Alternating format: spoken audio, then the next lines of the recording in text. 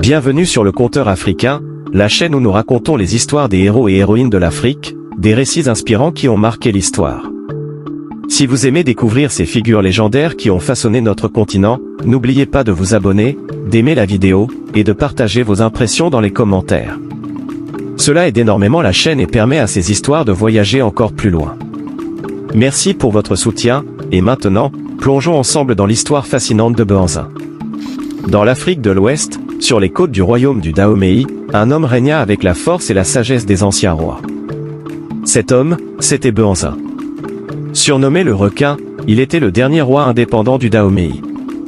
Fier, courageux et résolu, il n'accepta jamais la domination étrangère.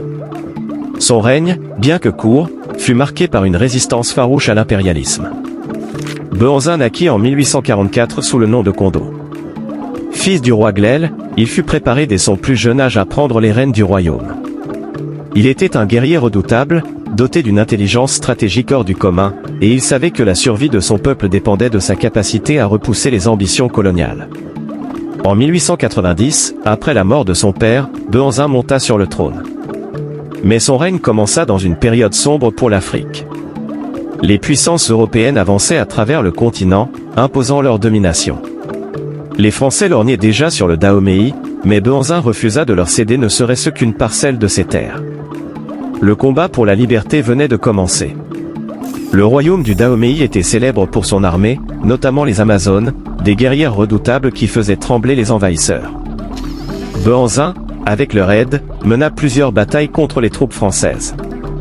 Son esprit de résistance et son refus de capituler inspirèrent des générations. Mais les Français, armés de leur technologie moderne et soutenus par un empire en pleine expansion, revenaient sans cesse, plus nombreux, plus déterminés. Malgré sa bravoure et celle de son armée, Behanzin devait faire face à une puissance écrasante.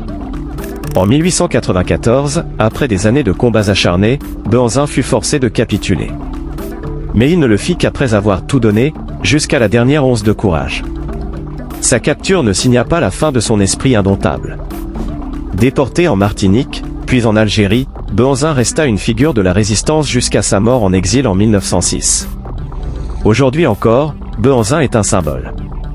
Un roi qui a refusé de plier face à l'injustice.